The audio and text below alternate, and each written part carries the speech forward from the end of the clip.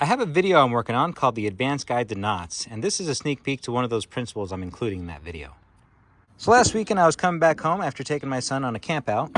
My truck is tall enough so that I have some difficulty grabbing things out of the truck bed if I'm standing at the side. And there are some items that I just don't want to throw to the ground if I'm in the bed unloading. Now there's a specific characteristic we want in our rope when we're using this hitch.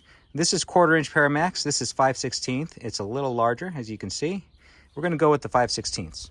So here's the idea. This rope has a memory to it. If I bend it, it wants to bend back to the shape it was before.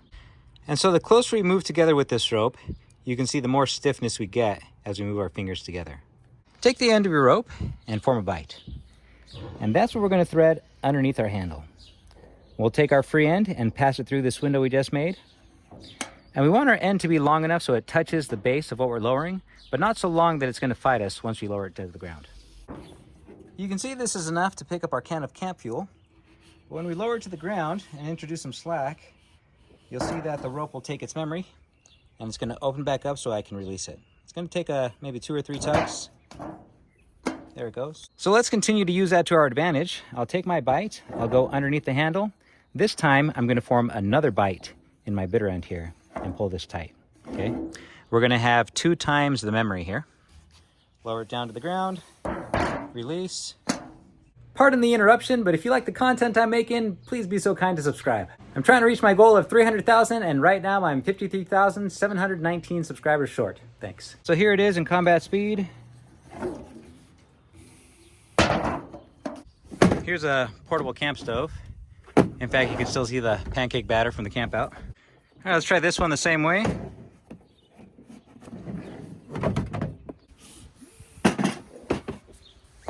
Now this works all good and grand if you have a handle that's rigid, right? But what if your handle isn't so rigid? And we're using 1/4 inch instead of 5/16. We'll take our bite, pass it underneath, and we'll thread our end through. There we go. It's looking pretty good. Lower it down. Here's that same scenario with the same type of handle. We'll go underneath and through. See if this will hold. Nope, not even close. So instead we'll go underneath, we'll thread it through, we'll pull it towards us and create this extra turn. And this is where we're gonna place our end. Let's make sure that it's being held nice and tight. There we go. Lower it down, release. Here's my shower bag. We actually use this as a hand washing station. But as you can see, this handle might rotate on us. Okay, we got some water in here. Let's try our first way, creating the bite and then passing our rope through. Definitely not. Let's try our second way. We'll create the bite and we'll pull in another bite through. Nope. Let's try our third way. We'll go underneath, we'll pass our bite through, we'll rotate it around, and then we'll place our free end underneath this loop here. We'll take a bite and pass it underneath our handle. Then we'll take our bitter end and thread it through that window. And we want enough room so that we can go around our standing end, okay? Now the reason we're going this way is because we want to follow the memory of the rope as we're poking out from our last hitch here. Let me show you. If I let go of my rope, it wants to spring back towards me. I'm gonna use that to my advantage and take this section here and I'll place it underneath this loop that's feeding in from the standing end, okay? I'll pull it tight. There we go. Now I have counteracting forces with the rope and it's not gonna roll one way or the other.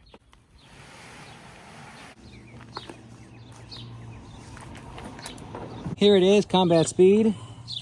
Put my loop underneath, thread my bitter end through. I'll go around the correct side of the standing end and then push just a little bit of the end of my rope through, okay? Now we're gonna lower this down. Don't let me fool you. Sometimes you will have to do multiple tugs anyways. We'll lower it down. There we go. Introduce that memory and pull it back out. Now here we have a tiny Dutch oven, and this is a kind that would shatter to pieces if I threw it out of the bed of my truck. We're gonna try using paracord. This is Pararescue. Now even though we have a very small diameter in this wire handle, I have faith that this is gonna work. We'll take our bite, go underneath, pass our bitter end through. We'll pull this towards us. Now I'm going to go around, and then my standing end is what I want to use to hold down my end here. So let's poke this through, just a little bit of it. There we go, we got it. Here we go, lowering down, release. This is what's supposed to slip out, but it ain't working. Let's try to doctor it up. All right, I just figured this out here on the spot. It could be its own video, but I'm gonna do my best to explain it to you here. So you'll take your bitter end and form a bite, take your standing end and form another bite. I'll pass the left side underneath the handle, and now my standing bite is gonna thread through my bitter bite, okay? What I wanna do is prevent this from slipping out. And to do that, I'm going to take the end of my rope, form another loop, and pass it through, okay? When I pull this tight, watch what happens. Everything is resting on this little shelf of a knot, but it's enough to keep it together until I lower it down. So here's the recap. If you have an item with a shallow handle, you can take a bite in your rope, pass it through, and then thread the bitter end through that window. And you want just enough so that the end touches the item you're hoisting. And what this does is use the memory strength of the rope, meaning I can just yank it out if I want. Now this method might take a little more trial and error, because if you leave the tail too long, you'll still be able to pull it through, but the amount of tension you'll need is probably enough to lift your item anyways. Now along those same lines, we can add a secondary bite. Here's our first one. Then we take our line and thread it through. It'll be a little exaggerated here, but you can see the principle. When we release our rope, it pops out and we can pull it on through.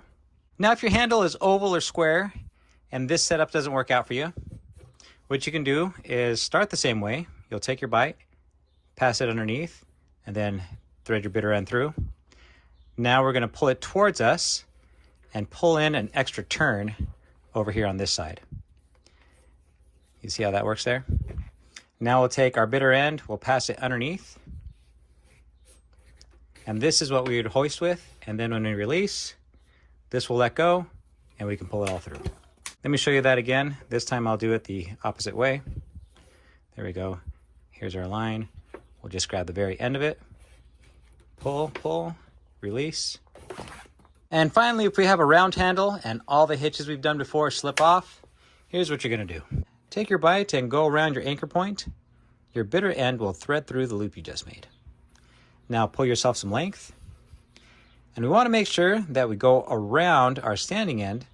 So when we come back around, this part is tucking underneath our loop that is controlled by the tension. Okay, so underneath, there we go, just like that. Pull, pull, pull, everything tightens up. When it's time to release, this loop will expand, releasing the rope back to its memory and slipping free. All right, combat speed.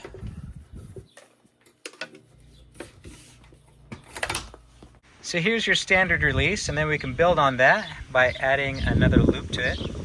Or if that doesn't work, we can add another turn. And if we need even more, then we can go around the standing end and pull in a hitch.